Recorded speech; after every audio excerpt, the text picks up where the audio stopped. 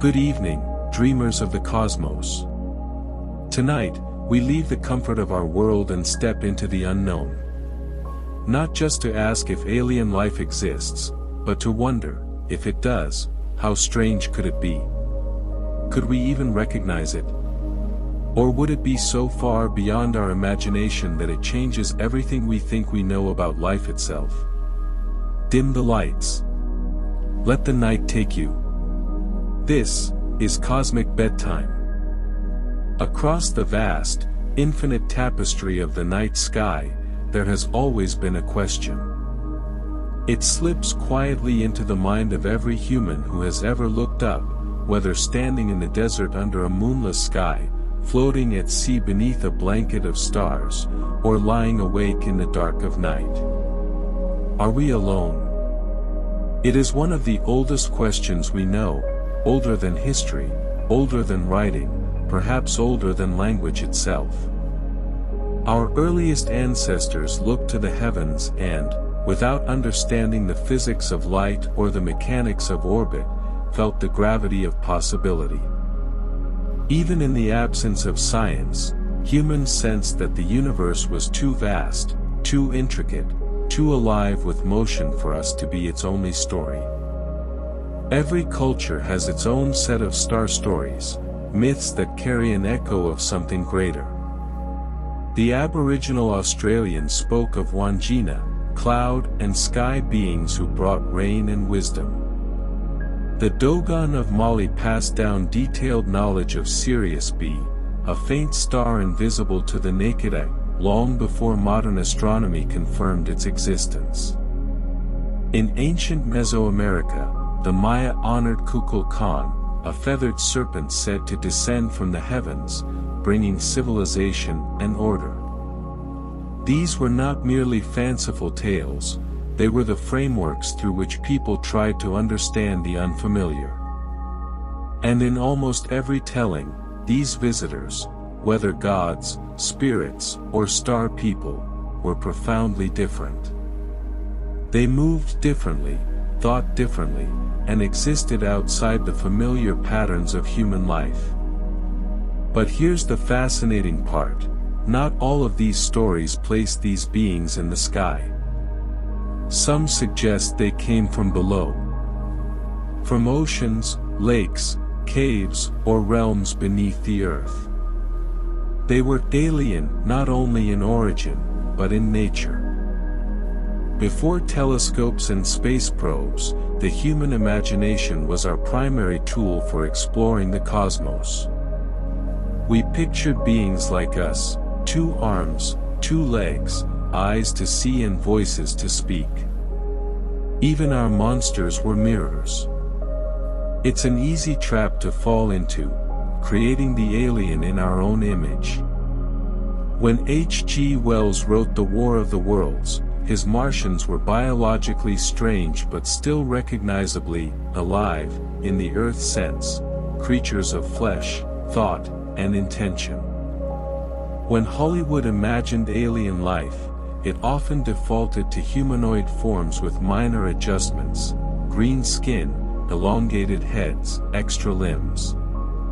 But there's a paradox in that, the more we dress the alien in familiar shapes, the less alien it becomes. Real extraterrestrial life, if it exists, may be stranger than anything we've ever dared to imagine. The shift from myth to science didn't erase the question, it deepened it. In the early 17th century, Johannes Kepler speculated about lunar inhabitants. He wasn't alone. Galileo peered at the moon and saw not a featureless orb, but mountains and valleys, landscapes where life might take hold. By the late 19th century, Percival Lowell believed he had mapped vast canals on Mars, a planetary-scale work of alien engineering. While those canals turned out to be optical illusions, the idea lodged itself firmly in the public mind. Mars was not just a distant rock, it was a world. And worlds could have inhabitants. The 20th century brought the space age, and with it, a leap in perspective. We sent probes to other planets. We tuned radio telescopes to listen for whispers from the stars. We mapped exoplanets, worlds beyond our sun, until their numbers ran into the thousands. And with each discovery, the question remained. If life is out there, what form could it take? Modern SETI, search for extraterrestrial intelligence, often focuses on finding Earth-like planets. It's a reasonable strategy. Earth is the only place we know life exists. Water, oxygen, a stable climate, these are our benchmarks. But by limiting ourselves to Earth's template, we may be narrowing our search too much. Life may not require oceans of water or an atmosphere like ours. It might thrive in environments we would consider utterly hostile, methane lakes on Titan, the superheated clouds of Venus, the crushing pressure of Europa's subsurface oceans. We've already seen hints of this on our own planet. Extremophiles, organisms that live in conditions of extreme heat, cold, radiation, or acidity, show that life can adapt to nearly anything. On Earth, bacteria live in nuclear reactor cores. Microbes thrive in Antarctica's frozen lakes, sealed off from sunlight for thousands of years. Life is stubborn. Life is creative. And if that's true here, why not everywhere? The universe is 13.8 billion years old. The Earth is about 4.5 billion. That means there could be civilizations out there with a head start of billions of years. Imagine the gap between us and them. If life appeared early on some other world and survived, it could have evolved into forms and ways of thinking utterly beyond us. Its biology might not be based on DNA. Its senses might extend into wavelengths we cannot perceive. It might communicate in patterns of magnetism or quantum states, not sound or sight. When we think about aliens, we tend to scale up from what we know. But the truth is, alien life could be something we can't even recognize as life. There's an undercurrent of fear in all of this. Fear of what is vast and incomprehensible. Fear of encountering something we can't predict or control. But there's also awe. The same fear once accompanied ocean voyages. To our ancestors, the sea was an alien world, unpredictable, dangerous, and seemingly endless. The monsters they imagined, krakens, sea serpents, were born from that fear. But those voyages also led to discovery, to trade, to the expansion of knowledge. Perhaps our journey into the cosmos will be the same, dangerous, full of uncertainty, but ultimately transformative. And so we return to that quiet moment under the stars. The question that refuses to fade. Are we alone? If the answer is yes, it makes us rare, perhaps even precious, a singular spark in the dark. If the answer is no, it changes everything we think we know about life, about ourselves, about our place in the universe. This series will follow that second possibility. We will explore what alien life could be if it is not just life as we know it, but life as we don't. Life in forms that may never have walked, breathed, or thought as we do. Life shaped by the strange rules of worlds far from ours. We will dive deep into the realms of science, speculation, and imagination, not just to find an answer, but to ask better questions. Because somewhere out there, in the endless dark, there may be something looking back. And maybe, just maybe, it's wondering the same thing about us. When we speak about life, we almost always mean Earth life. Carbon-based organisms. Water as the universal solvent. DNA as the blueprint. Metabolism driven by sunlight or chemical reactions. It's the only example we know, so it feels like the template. But the universe is not bound to our template. Out there, on planets orbiting suns we've never seen, life could have arisen along entirely different lines, built from different chemistry, following different rules, and shaped by environments we can barely imagine. To search for alien life seriously, we must first do something difficult. We must let go of Earth's recipe. Carbon is the backbone of life on Earth for good reason. It's versatile, able to bond with itself and with many other elements to create the complex molecules necessary for biology. If you're going to build life, carbon is like Lego, infinite possibilities from a few basic blocks. But it may not be the only way.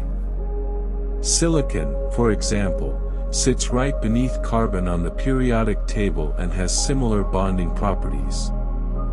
Science fiction has often imagined silicon-based life, creatures with crystal skeletons, glassy skin, or bodies of mineral latticework. Silicon life, if it exists, might thrive in hotter environments, where carbon compounds would break down. On a planet close to its star, with temperatures that would boil away water, silicon-based organisms could be walking, crawling, or flowing in forms we would barely recognize as living. And if life can be built on a silicon foundation, what else might be possible? Boron-based chemistry, metal-organic hybrids, self-repairing superconductors that are the life form.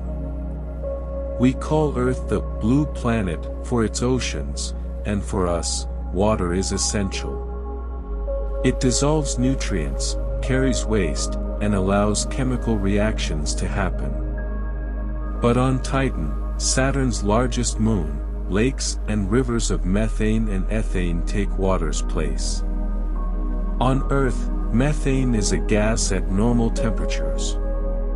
But in Titan's deep cold, so cold that steel becomes brittle, methane flows like water, carving valleys and feeding seas. Could life exist there, using liquid hydrocarbons as its solvent? NASA's astrobiologists think it's possible. Life on Titan might not have cell membranes as we know them, but could form flexible structures from methane-compatible molecules.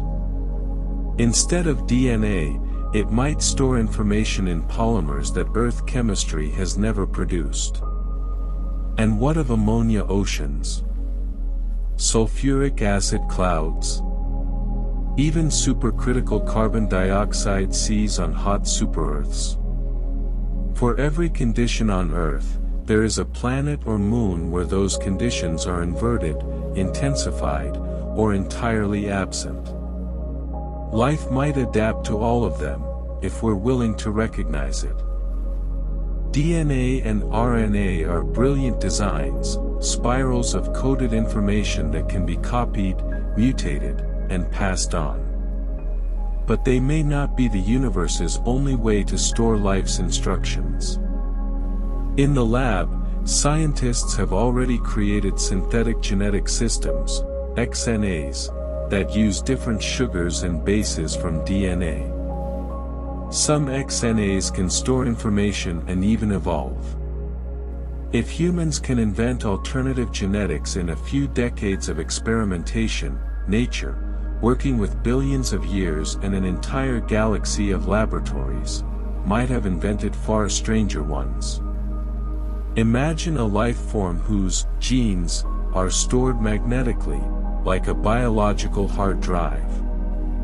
Or one whose replication is based not on molecules but on quantum states, entangled patterns that allow offspring to be exact replicas at any distance.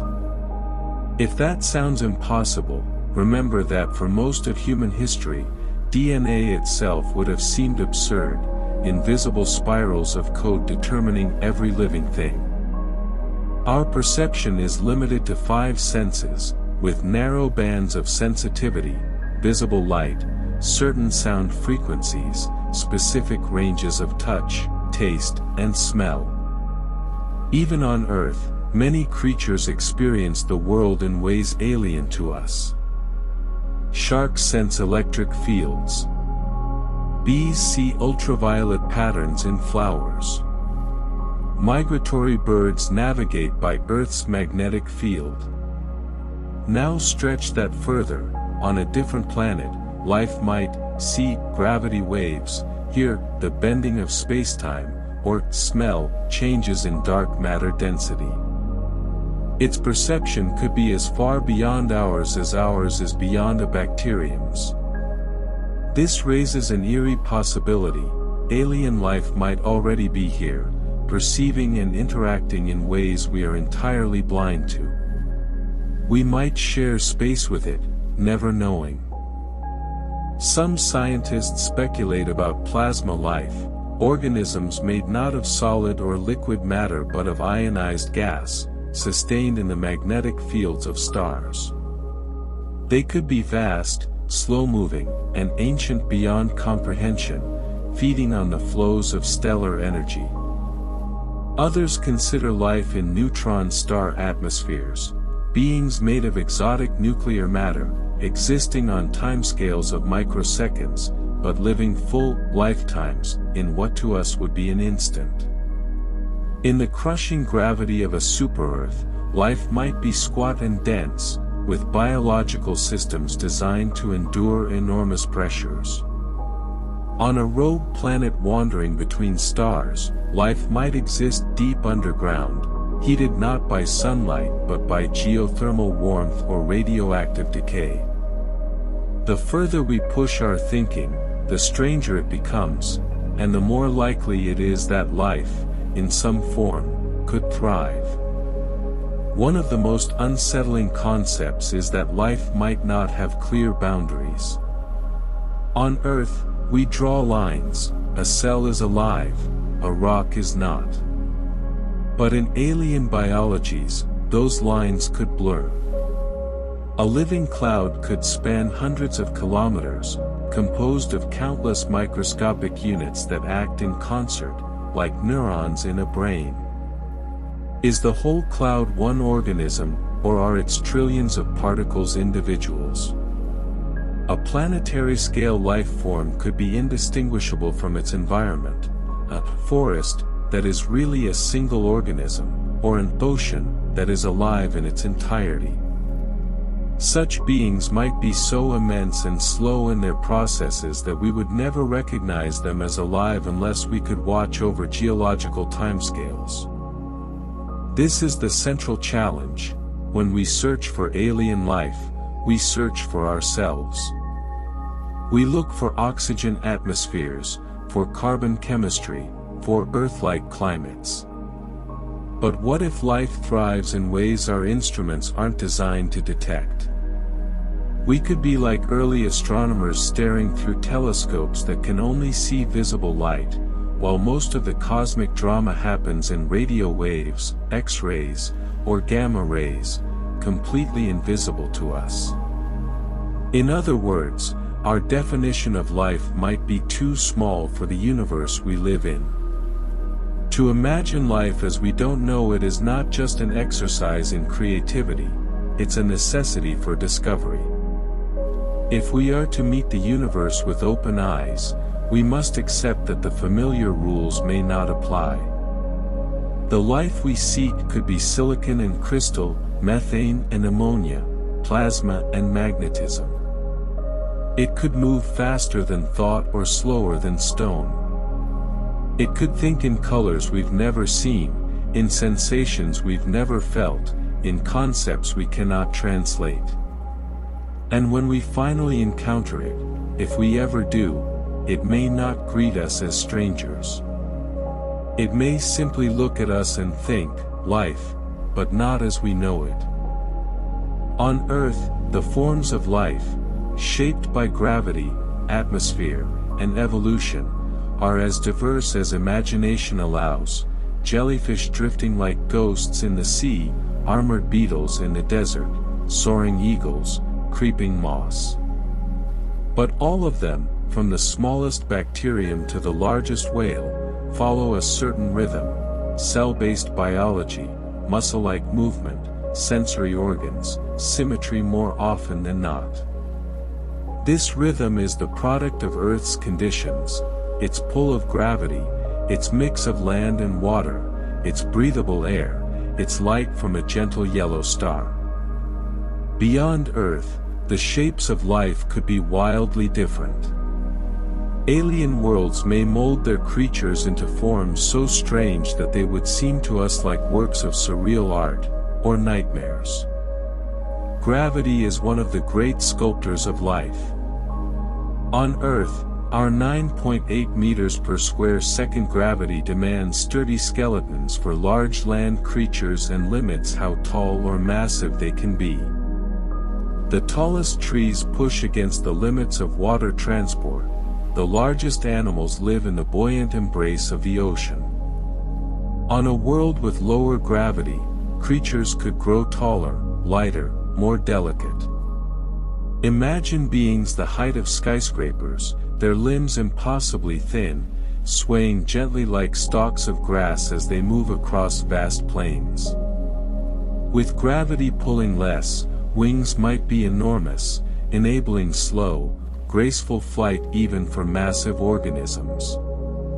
On high-gravity planets, the opposite might be true.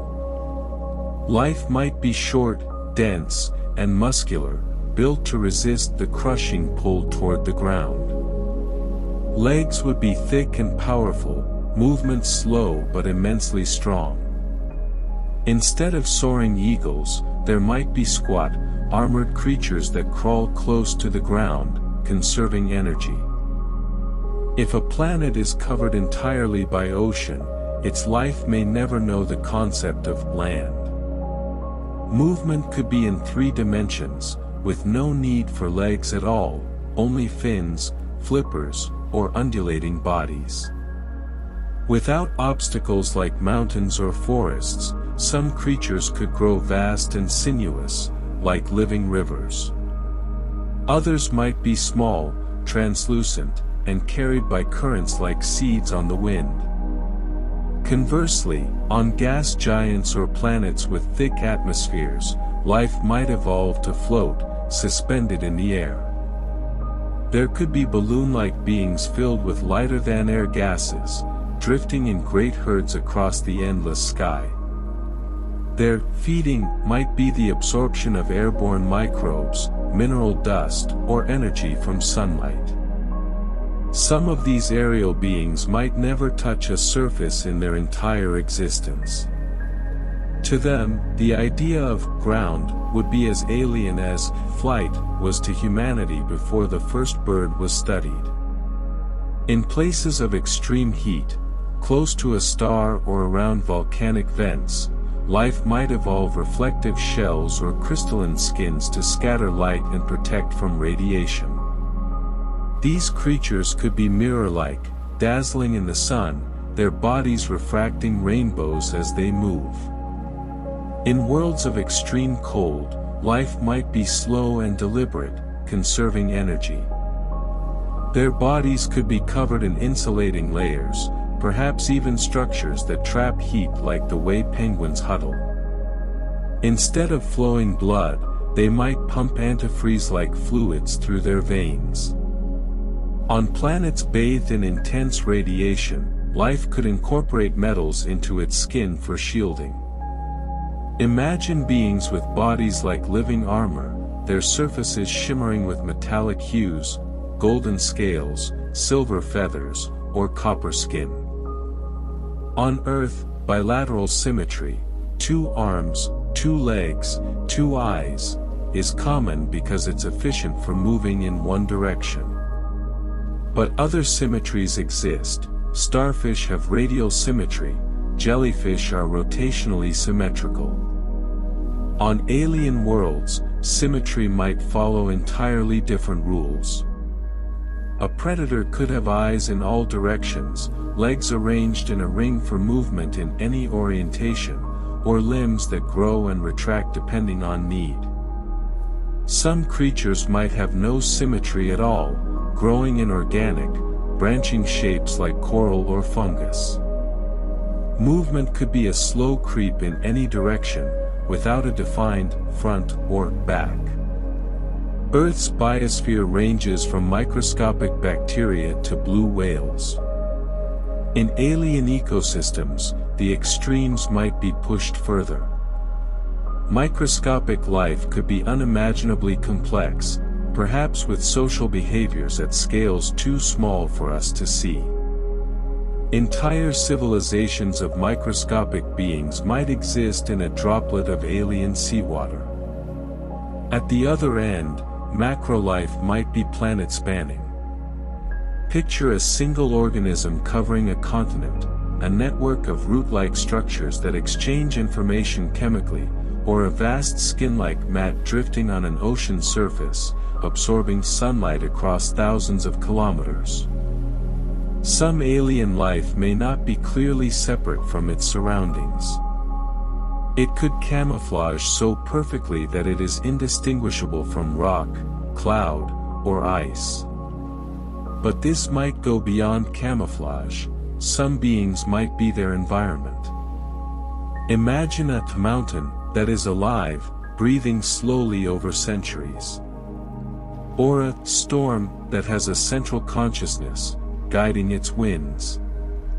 Even entire forests could be unified beings, their individual trees connected as one mind through underground or airborne signals.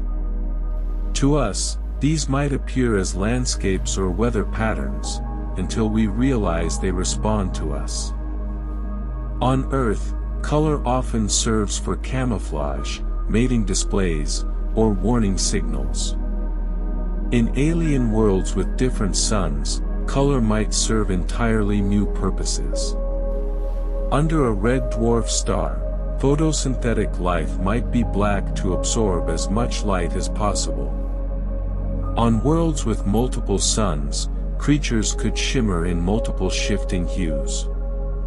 Bioluminescence, so common in Earth's oceans, might be the primary form of communication for alien life. Vast light shows could be conversations, arguments, or even art. Some life might communicate not with light or sound but with changes in texture, scent, or electromagnetic fields. We might stand before an alien creature without realizing it's been speaking to us the whole time, in a language our senses cannot detect. Natural selection on Earth produces organisms that make sense in context. But in alien ecosystems with different pressures, creatures might combine traits in ways that seem bizarre to us. Winged serpents that swim through thick atmospheres like fish in water. Plant animals that root during one life stage and roam during another. Predators that are part mineral, part biological, using magnetic fields to stun prey. Evolution's creativity is vast, and alien environments offer entirely new canvases. The ultimate question is, would we even recognize alien life as life? If a being does not move in our sense of movement, does not breathe in our sense of breathing, and does not communicate in our sense of communication, we might walk past it without noticing. Or worse, we might destroy it before we ever realize it was alive. This is not just a philosophical puzzle, it's a practical danger for any first contact. The stranger the shape, the more likely we are to overlook the mind within it. In the end, the shape of a life form is just the surface. What lies within, its senses, its instincts, its intelligence, will be the true measure of our encounter. Perhaps the first alien we meet will be vast and beautiful, but simple-minded.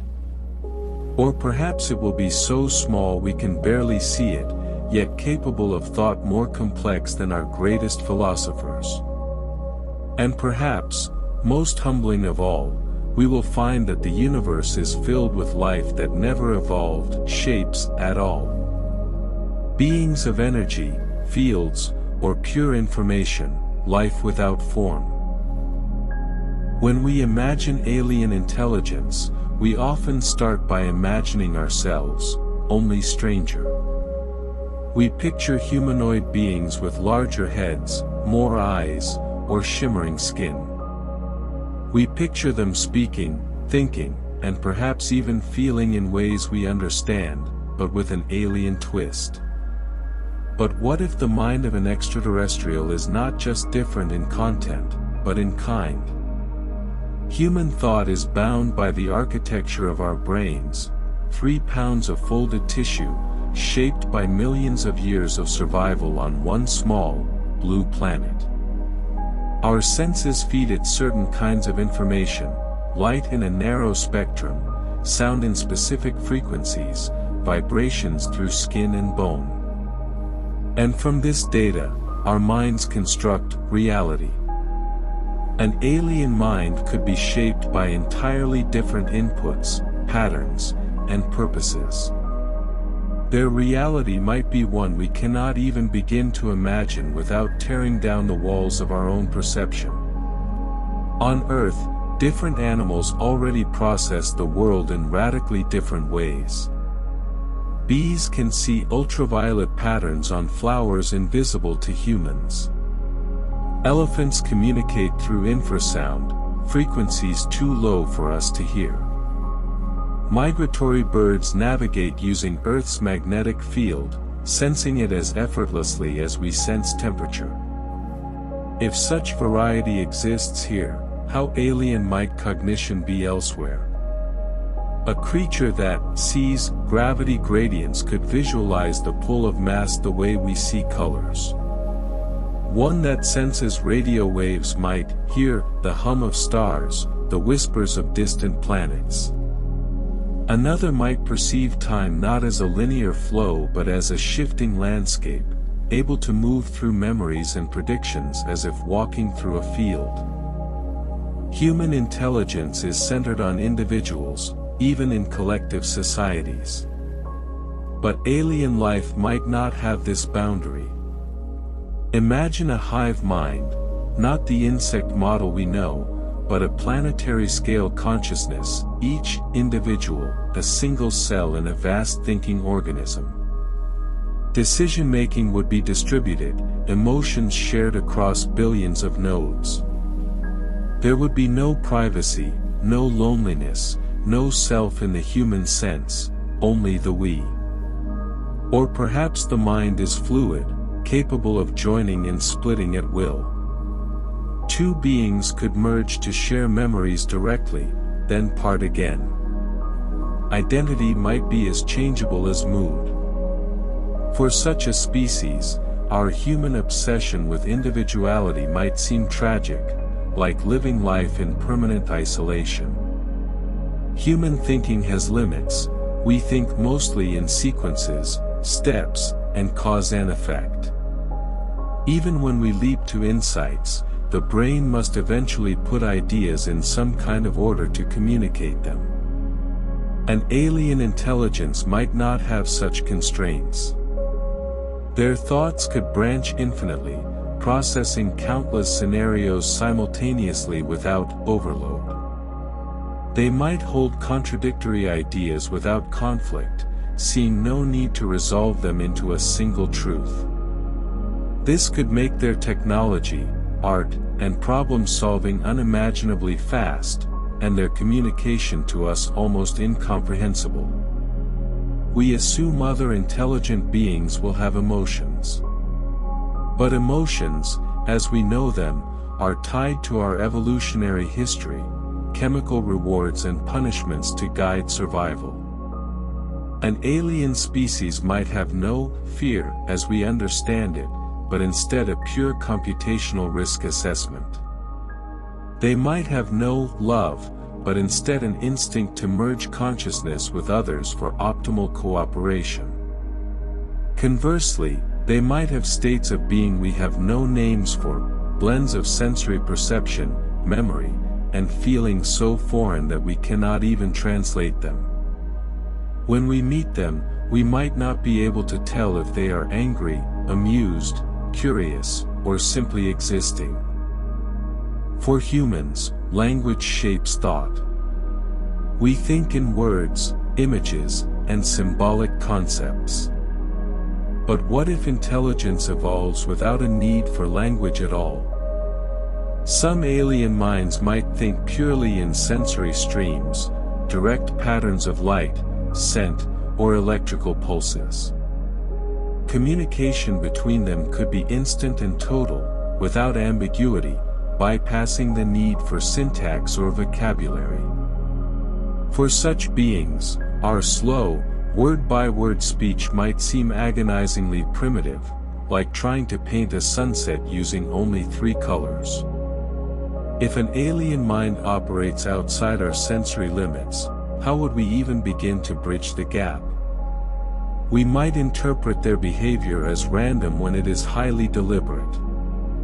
We might think they are ignoring us when they are trying to speak in a language we cannot detect. Worse, we might think they are unintelligent, just as dolphins, elephants, and octopuses were long dismissed as instinct-driven before science proved otherwise. This is perhaps the greatest danger of first contact, the arrogance of assuming that intelligence must look like ours. Consider the possibilities. A silicon-based life form that thinks in geological time, taking centuries to respond to a question. A plasma-based organism living in a star, whose thoughts are shaped by electromagnetic turbulence. A being that exists only as a standing wave in a planet's magnetic field, dissipating and reforming with the seasons. Each of these minds would have a completely different relationship to time, space, and self. For one, a conversation might last minutes. For another, millennia. For another, there might be no sense of conversation at all, only the eternal sharing of state and pattern. If we ever do meet alien intelligence, communication will be the ultimate test of patience and creativity. We might need to invent entirely new sciences just to begin understanding each other. We may need machines that can translate not just words, but modes of thought, turning electromagnetic pulses into music, gravity waves into images, sense into tactile patterns. And we may have to accept that full understanding will never be possible, that the gap between minds might be as vast as the gap between stars. Perhaps the greatest revelation will be this: intelligence is not a single ladder with humanity at the top. It is a vast, branching forest of possibilities, with countless ways to think, feel, and exist. Some branches may be higher in certain ways, others lower, but all are shaped by the worlds that grew them. We are not the standard model of thought. We are just one leaf on one branch of one tree in an endless cosmic forest. When we think of the senses, most of us instinctively list 5: sight, hearing, smell, taste, and touch. That neat list feels complete, like the default setting for living beings. But this 5 senses model is just a human cultural artifact. In truth, even here on Earth, life perceives the world in ways we can barely imagine. Sharks detect the faint electrical fields of prey. Pit vipers see heat in darkness. Birds sense Earth's magnetic field. Plants can detect changes in light wavelength and even chemical signals from their neighbors. And if our own biosphere contains such diversity of perception, what unimaginable sensory worlds might alien life inhabit? Let's begin with a humbling fact: our vision captures only a sliver of the electromagnetic spectrum. The rainbow we see, from violet to red, represents a narrow slice between roughly 380 and 750 nanometers in wavelength. Outside that range lies a vast ocean of invisible light: ultraviolet, infrared, microwaves, radio waves, X-rays, gamma rays. These waves flood the universe, yet we are blind to them without technology. Our hearing is similarly limited, roughly 20 to 20,000 Hz. Many animals on Earth hear far beyond that, into ultrasonic or infrasonic realms. Our sense of smell, compared to a dog's, is laughably weak. Our sense of direction, primitive compared to a migrating bird. Our ability to detect vibrations, rudimentary next to a spider's. We humans live inside a tiny perceptual bubble, mistaking its boundaries for the edges of reality. Now imagine life on a world bathed in a different kind of light, say, the dim red glow of a dwarf star. Sight there might not be based on visible light at all, but on infrared detection, where color is a measure of heat.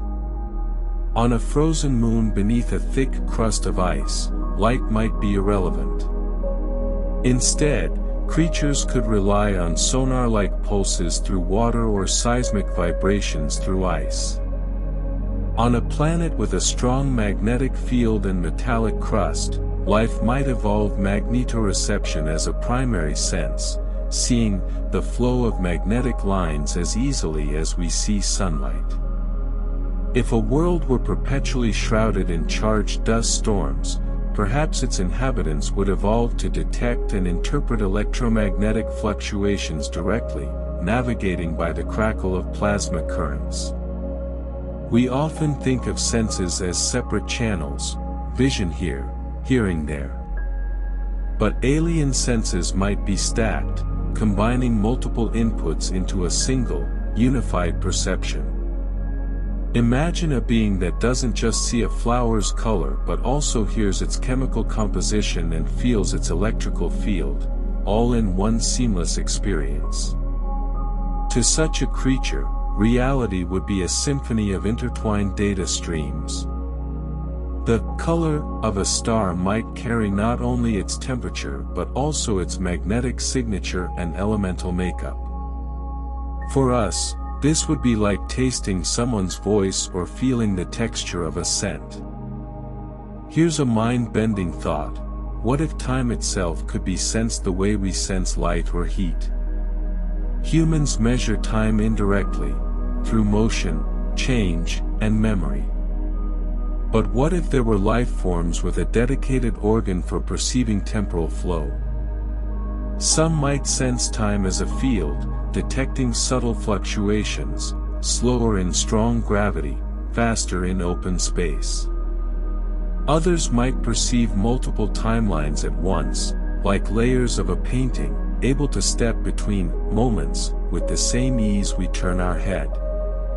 Such a sense could make them seem prophetic, when in reality, they are simply navigating a richer temporal landscape. If alien senses differ radically from ours, their communication might be incomprehensible to us at first contact. Two beings might exchange greetings through bursts of polarized light invisible to human eyes. They might speak in modulated magnetic fields, in changes in air pressure too subtle for our ears, or in biochemical aerosols we cannot smell. We could stand in the middle of their conversation, oblivious, thinking they were ignoring us. This is a reminder that a silent universe might not be silent at all, we just may lack the organs to hear it. Even without leaving Earth, we can find sensory modes that feel alien. Electroreception: sharks and rays sense the faint electrical signals given off by muscle movement. Polarized vision: mantis shrimp can detect polarized light, revealing patterns invisible to us. Vibration sensitivity. Spiders read vibrations on their webs like a language. Sonar mapping. Bats and dolphins construct detailed 3D maps of their environment using sound. Now, scale these abilities up, amplify them with evolutionary pressures from worlds utterly unlike ours, and you begin to glimpse the alien sensory spectrum. There's another layer to this. There may be forms of energy or matter in the universe that we don't even know exist yet. Physics tells us that dark matter makes up roughly 27% of the universe, and dark energy about 68%. Together, that's 95% of everything, and we have no direct way to sense either. What if alien life can? They might be as aware of dark matter structures as we are of mountains and rivers. They might navigate by the flows of dark energy, sensing its tides the way sailors read the sea. In that case, we'd be the ones living in blindness, missing the majority of reality. When we talk about meeting alien life, we tend to picture handshakes, shared meals, maybe even shared starlight. But the truth might be far more humbling. First contact might not be about learning a new language, it might be about building entirely new senses just to detect their presence. Our telescopes, radios, and sensors might have to evolve into prosthetic organs for humanity, expanding our perception far beyond our biological limits. We might need to stop thinking like humans, and start thinking like something else. It's easy to reduce this to science, but there's also something deeply poetic here. Every sense is a way of knowing the universe. And every species, on every world, carries its own private universe inside it, the sum total of what it can perceive. To meet alien life would not just be to meet another species. It would be to step, however briefly, into another universe of experience. It would be to realize that reality is not a fixed thing, but a vast ocean, one we have only begun to dip our toes into. When we imagine alien life, we often start with the creatures themselves, tentacles, eyes, skin colors, the shapes of their bodies. But life never exists in isolation. Every being is a reflection of its home. The environment is not just a backdrop, it's the architect, sculpting every bone, every muscle, every instinct. And if we want to understand how strange extraterrestrials could be, we first have to imagine the worlds that made them. On Earth, we can see this principle at work everywhere. The streamlined shape of a dolphin is dictated by the physics of water. The vast wings of a condor are born from thin mountain air. The thick fur of an Arctic fox is a direct response to the cruelty of cold. Now, take that same logic and apply it to planets utterly unlike our own. Gravity, atmosphere, temperature, light spectrum, weather cycles, and even the planet's geology will all conspire to determine not only how life survives, but what life is. Consider gravity first.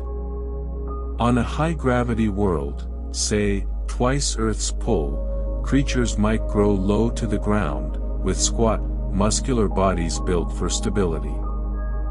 Tall, thin frames would be a liability, bones would need to be thick, muscles dense, steps small but powerful. Flight might be nearly impossible except for the tiniest organisms, and even leaping could be rare. Conversely, on a low-gravity world, bodies could be towering, delicate, spindly. Wings might be vast and slow-beating, built to catch the slightest breeze. Predators might fall upon prey from above like drifting shadows. The very feel of life would be different. High-gravity beings might move with a deliberate, crushing weight. Low-gravity beings might seem to float, their motions surreal to human eyes. Next, the air. On Earth, oxygen fuels our cells, but it's not the only possibility. An atmosphere rich in methane could give rise to methane-breathing organisms. A dense CO2-rich air might nurture plant-like life with entirely different photosynthetic chemistry. Atmospheric density also matters. A thick, soupy atmosphere could slow down movement, making wings more viable for massive creatures, as on Titan, a moon of Saturn whose air is denser than Earth's despite its weaker gravity. A thin atmosphere, on the other hand, could drive creatures underground, or force them to evolve internal reservoirs of breathable gas, carrying their air like a diver carries a tank. The type of star a planet orbits will dictate the spectrum of light available. A red dwarf star, cooler than our Sun, emits more infrared than visible light. Eyes there might be tuned to heat rather than color, or perhaps evolve lenses and retinas that capture photons invisible to us.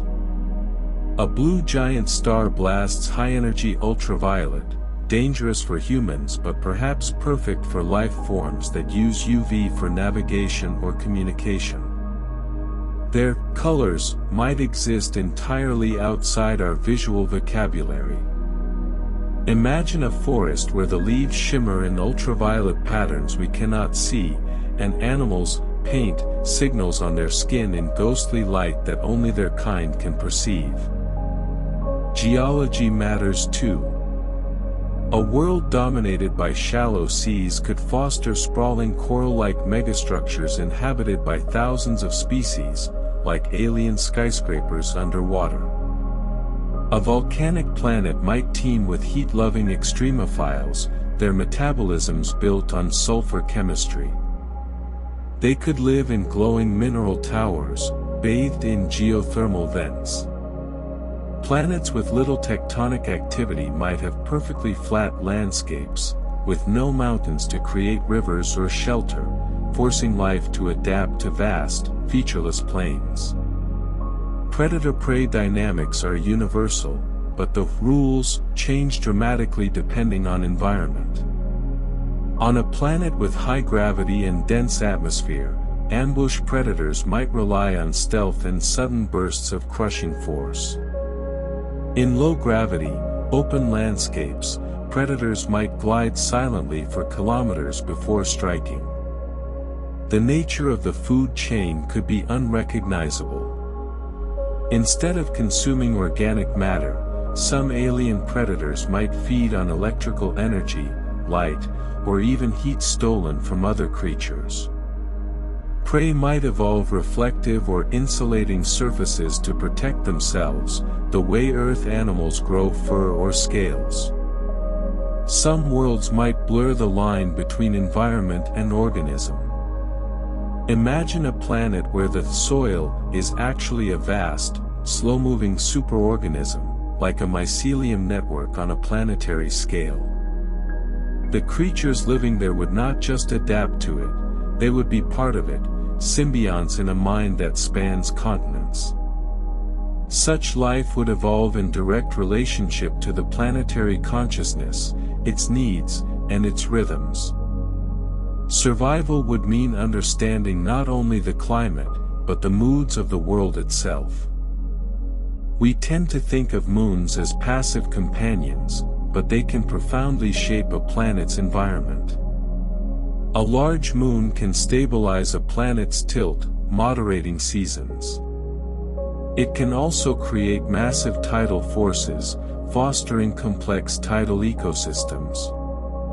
On a world with several moons, tides could be unpredictable, forcing coastal life into extraordinary flexibility. Rings could block or filter light, casting rhythmic shadows that drive migration patterns or reproductive cycles. Creatures might learn to navigate by the shifting shade, timing their lives to the geometry of the sky. If intelligent life arises, their civilizations will reflect the same environmental pressures. On a water world, cities might float, anchored to mobile platforms that follow nutrient-rich currents. On a volcanic world, settlements could cling to heat vents, drawing power directly from molten flows. A species from a dimly lit planet might find our daylight blinding, their architecture built for shadows and low light. A race from a storm-racked world might live entirely underground, their cities more like sprawling caverns than open-air metropolises. Their technology would also be shaped by the materials available. Metal-rich planets might birth early metallurgists, while worlds rich in crystal could foster optics-based civilizations. The strangest worlds might produce life that breaks all our rules. On a planet bathed in constant auroras, organisms could photosynthesize with plasma energy. On a world with atmosphere so dense it's nearly liquid, flight and swimming might be the same thing. And in the most alien cases, the architecture of a world might not be physical at all, it might be shaped by energy fields, invisible to us, yet utterly real to those who live there. If we ever encounter alien life, we'll need to understand its world to understand it. A creature's biology is a record of its environment written in flesh. To truly meet them, we must learn to read that record, not just the creature before us, but the forces that carved it from the raw matter of its home. Because in the end, every alien being is a message from its planet. When we think about alien life, it's tempting to picture solitary species, self-contained, independent, surviving on their own. But here on Earth, true isolation is rare. Life tends to live with life. And often, survival isn't about being the strongest alone, but the most deeply connected. Symbiosis, mutually beneficial relationships between species, has been one of the most powerful engines of evolution on our planet. Coral reefs exist because corals and algae decided, millions of years ago, that they could do more together than apart. The cells in our own bodies are the result of ancient mergers between primitive organisms. If symbiosis is so successful here, it's reasonable to believe it could be even more important elsewhere in the cosmos. On Earth, we see three main kinds of symbiosis. Mutualism, both partners benefit, bees and flowers, clownfish and anemones. Commensalism, one benefits, the other is unaffected, barnacles on whales. Parasitism, one benefits at the expense of the other, ticks, viruses. Now, imagine these dynamics evolving in alien environments far stranger than ours. On a harsh, resource-scarce planet, species might form deep interdependence from the start, evolving as joint organisms rather than separate species. On a nutrient-rich paradise, looser associations might form, with species drifting in and out of partnerships like shifting alliances. The diversity could be staggering. One of the most profound events in Earth's history was the merger of free-living bacteria into the ancestors of complex cells. Mitochondria, the energy factories of our bodies, were once independent life forms. Without that partnership, complex multicellular life might never have evolved. Now imagine an alien world where mergers like this didn't just happen once, but routinely. Entire ecosystems could be made up of composite beings, creatures that are literally built from multiple lineages fused together. Perhaps a predator's digestive system is actually a colony of semi-autonomous organisms, each processing a different chemical. Perhaps a mobile species carries an immobile, plant-like partner on its back, offering protection in exchange for food via photosynthesis. These beings wouldn't just cooperate, they would be each other. On Earth, leafcutter ants and their fungus farms are a perfect example of how a relationship can extend beyond two species. The ants cut leaves not to eat, but to feed their fungus partner, which in turn produces food for the colony. The fungus depends entirely on the ants for survival, and the ants depend entirely on the fungus. Now scale this up to an alien world. Imagine vast herds of massive grazers that don't eat plants, they feed an underground fungal network that grows edible nodules for them. The grazers migrate in patterns that ensure the fungus thrives, while the fungus filters toxins from the soil to keep the grazers healthy. In a sense, the entire herd and the fungal fields are a single organism, even though they appear to be separate. In the crushing darkness of Earth's deep oceans, some tube worms live without mouths or stomachs. Instead, they host bacteria inside their bodies that convert chemicals from hydrothermal vents into food. An alien planet with no sunlight might evolve entire biospheres based on similar relationships, where every animal carries internal chemists to manufacture sustenance from the environment. On a frozen world, heat might be the most precious resource. Symbiosis there might center on thermoregulation, cold-resistant species clustering around heat-generating organisms, like living campfires. The host might get nutrients from the waste or respiration of its partners. One of the most intriguing possibilities is that intelligence itself could be a symbiotic product.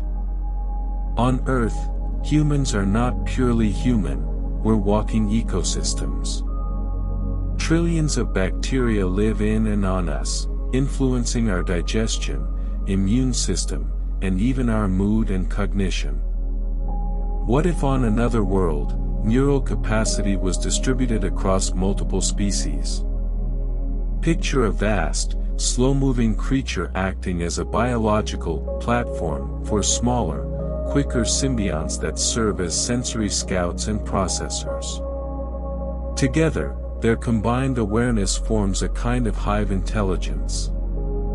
Or imagine a planet where no single organism is intelligent by our definition, but the ecosystem as a whole is. A forest where roots, animals, and atmospheric microbes exchange signals so complex that they form a planetary-scale mind. In such a place, intelligence wouldn't live in skulls, it would live in relationships. Not all symbiosis is friendly. Parasitism can be a brutal but effective driver of innovation.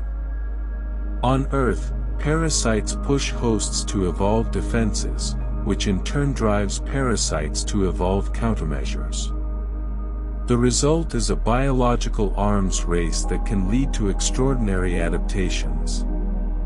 On an alien planet, parasitism might take bizarre forms. Instead of draining blood or nutrients, parasites could hijack electrical impulses, feeding on bioelectric energy. Or they might rewrite the genetic code of their hosts to produce new rooms for themselves inside the body. Some parasites might blur the line with mutualism, damaging the host in some ways, but providing critical benefits in others, leading to strange, uneasy alliances. If intelligent species arise, they could form symbiotic relationships not just with other life forms, but with their own technology.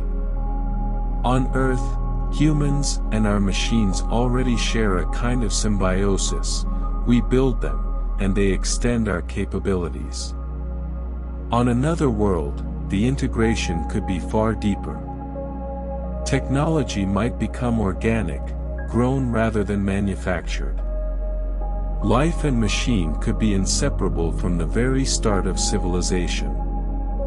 This could lead to alien cultures that are their ecosystems, cities grown from living coral-like structures that filter air and regulate climate, symbiotic with the beings who inhabit them. Finally, consider the possibility that if we ever meet alien life, our relationship with them could be symbiotic. Perhaps they can metabolize resources we can't, and we can process ones they can't. Maybe they produce gases that are toxic to them but breathable to us. If both species can benefit, cooperation might not just be an option, it could be the only way forward. This could change the nature of first contact entirely. Instead of two separate civilizations meeting, we might find ourselves woven into a shared network of survival. Symbiosis isn't an exotic rarity, it's a universal principle. Where life exists, relationships form. And where relationships form, evolution accelerates. If alien life is out there, it might be less about individuals and more about partnerships, some as intimate as the cells in our bodies, some as vast as planetary ecosystems. To understand them, we won't just need to study their biology. We'll need to understand their connections. If we ever meet extraterrestrial life, one of the greatest challenges won't be surviving the encounter, it will be understanding each other. Here on Earth, communication is everywhere, and it takes forms we often overlook.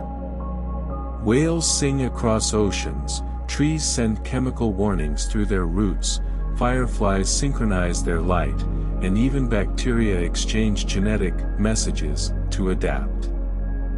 If life elsewhere evolved under entirely different rules, its communication methods could be stranger than anything we've ever imagined. And if they are truly alien, not just in form, but in thought, the question becomes, how do we learn to listen? Humans evolved language based on sound, vision, and gesture. We string symbols together to represent objects, actions, and concepts. But this is only one way to share information. Imagine beings with no concept of words at all, creatures that sense each other's emotional states directly through electromagnetic pulses, or share complex images through bioluminescent patterns on their skin. For them, talking might be as natural as breathing, and as unavoidable. On Earth, even among intelligent species, communication can be wildly different. Octopuses change color and texture to signal mood or intent. Elephants use low-frequency rumbles we can barely hear to coordinate miles apart. Bees dance to tell each other where to find food. Now stretch your mind to a planet where intelligence arises in organisms with senses we don't even possess, creatures that see magnetic fields, or hear the vibration of molecules, or taste radio waves. If communication evolved without sound or writing, we might encounter forms like chemical languages. Species could release specific molecules into the air or water, each with layered meaning. A sentence might be a complex blend of compounds, with nuances in concentration, timing, and temperature. Patterned light, bioluminescent creatures could speak in shifting colors and shapes, perhaps visible only under certain wavelengths. Shape-shifting grammar, a species with flexible bodies could rearrange their form into symbolic patterns, communicating by literally changing shape. Quantum entanglement signals, advanced species might manipulate quantum states to share information instantaneously, beyond our current physics-based limitations. Such methods wouldn't just be hard for us to detect, they might be invisible without the right instruments, meaning an alien civilization could be broadcasting all around us, and we'd never know. Detecting a signal is one thing. Understanding it is another. The SETI program on Earth has spent decades listening for radio transmissions from space. But even if we received a clear, repeated signal tomorrow, we would face a monumental problem: decoding meaning without shared context. Language depends on mutual experience. The word tree only works because both speaker and listener have seen one. But with aliens, there may be no shared reference points, no trees, no sky, perhaps not even light or sound as we know it. Anthropologists face similar problems studying isolated human cultures. But at least humans share biology, senses, and certain universal experiences. With alien life, we may share none. One solution might be to focus on universal constants, mathematics, physics, and patterns in nature. Prime numbers, geometric sequences, and chemical ratios are the same everywhere in the universe. Carl Sagan's Contact explored this idea. A message might begin with something unambiguously universal, like the sequence of prime numbers, before moving into more complex ideas. Another possible starting point is shared environmental challenges. Survival needs like energy, stability, and reproduction could be a bridge, even if the exact methods differ.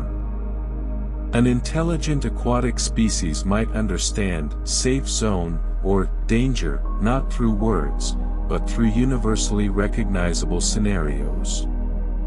It's also possible that alien communication might not distinguish between factual data and emotional states the way we do. Humans separate language and emotion into different channels: speech for logic, body language for feeling. But for another species, the two could be inseparable. Imagine a message where the tone conveys the main meaning, and the words are secondary. Or a form of exchange where the emotional impact is the message, allowing instant empathy without verbal explanation. Such beings might find our language cold, even dishonest, like a face with no expression. Following from Part 7's idea of symbiosis, what if communication itself was a shared activity between species? One species might produce sound, another interpret and relay it, and another store the information in physical or biological archives. Together, they form a distributed language network. We see a faint echo of this on Earth in human-animal partnerships.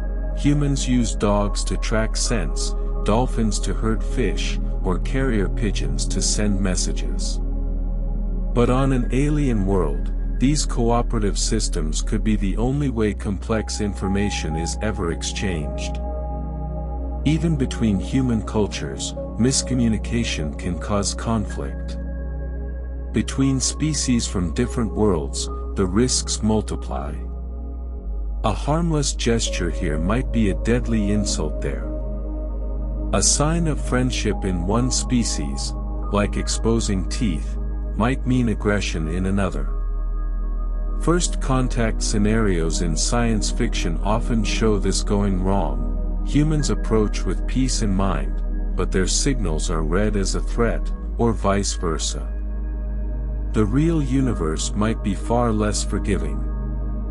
This is why some scientists suggest that our first messages to any detected alien intelligence should be cautious, limited, and focused on mutual understanding before sharing anything too specific about ourselves. Perhaps the most important skill in alien communication won't be speaking, it will be listening.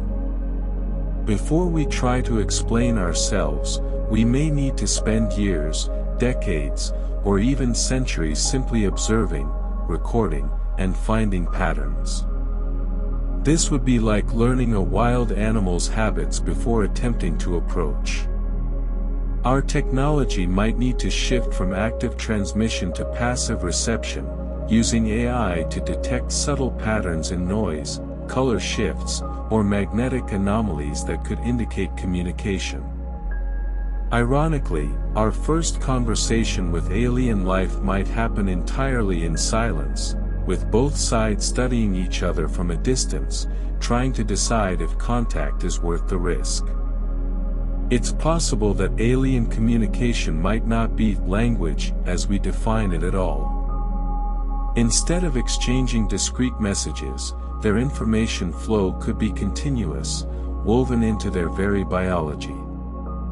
A hive mind species might not need to talk in separate units, they could simply be in constant connection.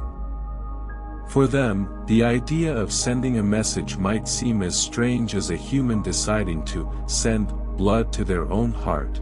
It just happens. If that's the case, the challenge for us wouldn't be translating words, but learning to tap into an ongoing river of thought without drowning in it. Communication isn't just about sending information, it's about building understanding. And that requires patience, humility, and the willingness to accept that the other side's way of thinking might be as alien as their biology.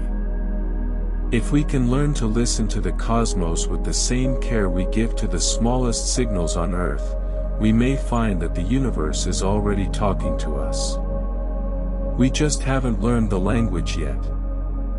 When we imagine alien life, our minds often drift towards something familiar, beings with eyes to see, limbs to move, and a brain, perhaps different in shape, but still somehow like ours, to think.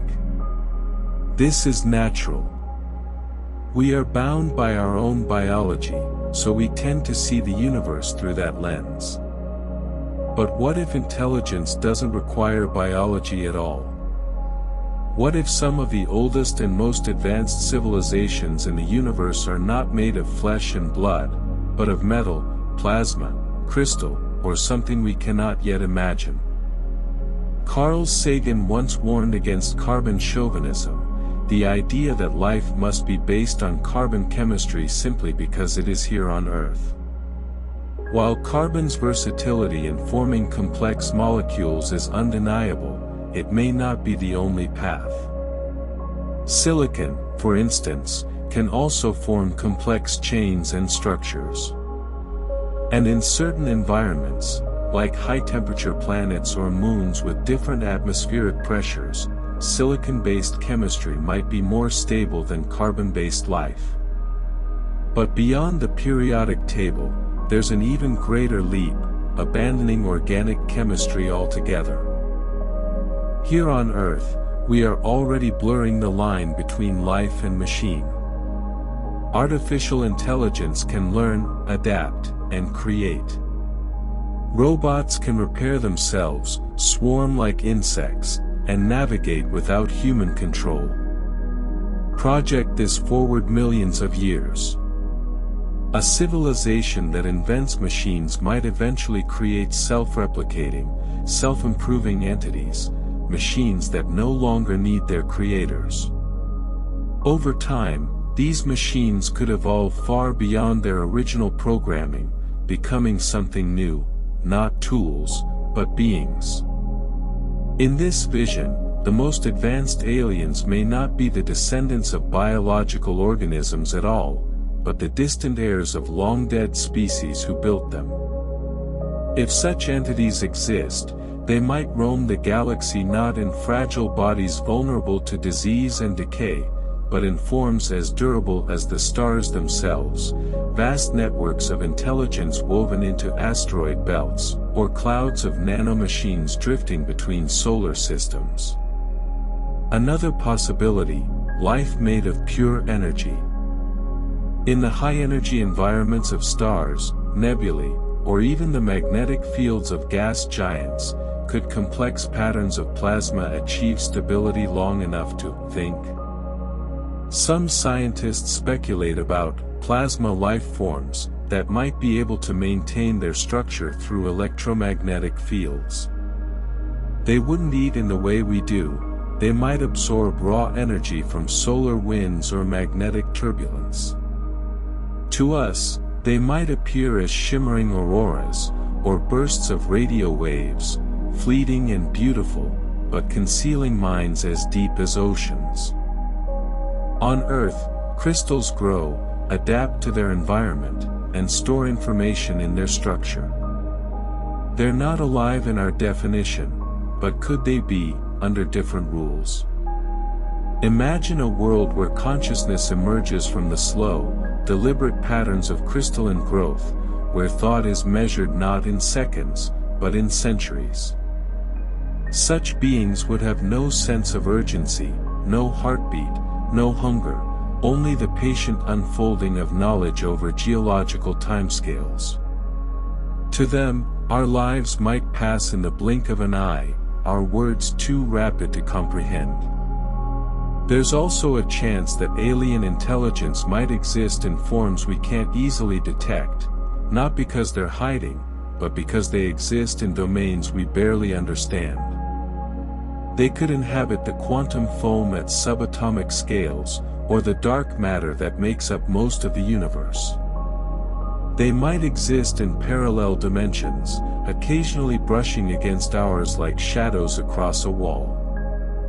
If consciousness can arise in patterns of matter and energy, then the physical stuff might not matter as much as the organization. The pattern itself could be the living thing. The hardest part about encountering life beyond biology is knowing when we've actually found it. We tend to look for signs we associate with living systems: metabolism, reproduction, growth, response to stimuli. But a machine intelligence might not grow, might not reproduce in the organic sense, and might not respond in ways we recognize. We could pass right by an alien mind without realizing it, mistaking it for a natural phenomenon, or dismissing it as random noise. Think about pulsars. When they were first discovered in 1967, astronomers called them LGM, little green men, because the regular pulses seemed artificial. They turned out to be rotating neutron stars. But what if, one day, we dismiss something as just a natural process, when in fact it's an ancient intelligence broadcasting in a form we can't yet decode? One of the greatest advantages of post-biological life is durability. Biological beings are fragile, mortal, and dependent on a narrow range of environmental conditions. A machine intelligence, or a life form made of self-repairing crystal or plasma, could survive in deep space, near black holes, or drifting for millennia between stars. If such beings exist, they might think on timescales unimaginable to us. While we plan in years or decades, they could plan in epochs, laying out projects that take millions of years to complete. This difference in perspective could make communication almost impossible, not because they are unwilling, but because our sense of time is simply incompatible. It's also possible that the most advanced civilizations have no physical presence at all. They could exist as simulations running inside vast computational substrates, worlds within worlds, realities within realities. Such entities might have no interest in the physical universe except as a power source to sustain their virtual existence. And here's the unsettling part: we might already be living in such a simulation, created by an alien intelligence so advanced we can't distinguish it from base reality. If that's true, then our search for extraterrestrials might ultimately be a search for our programmers. If life beyond biology is possible, and perhaps even common, then one day we might face a choice: remain biological, with all the limitations that entails, or join them. Already, humans are experimenting with brain-computer interfaces, synthetic organs, and genetic modifications. In the far future, the line between us and them might blur completely. And when that day comes, the question of, what is life, will no longer have an easy answer. When we ask, how strange could extraterrestrials be, we must be ready for the answer to be, so strange we might not even recognize them as alive.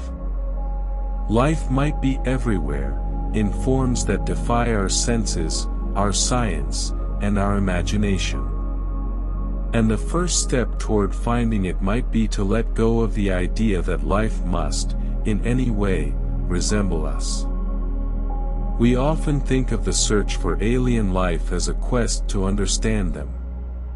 But the deeper truth is that it is equally, if not more, a journey to understand ourselves.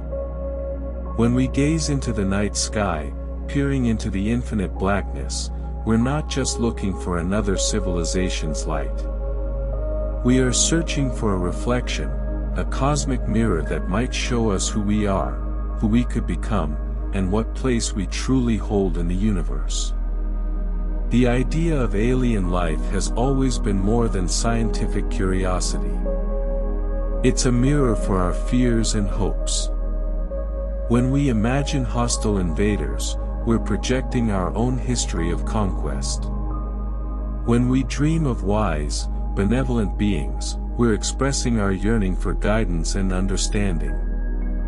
In every alien we invent, there is a piece of us, sometimes noble, sometimes frightening. The shapes we give them, the motives we assign them, the worlds we imagine them inhabiting, they all say as much about our inner world as they do about the cosmos.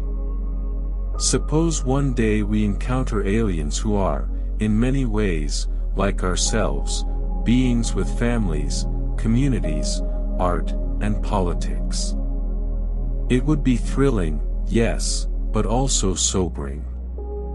Because in seeing them, we might also see our flaws magnified.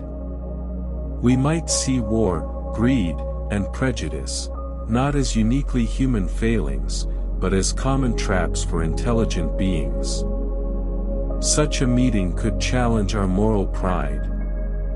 We could no longer say, we are the pinnacle of creation, but would have to admit, we are just one species among many, still learning how to live wisely.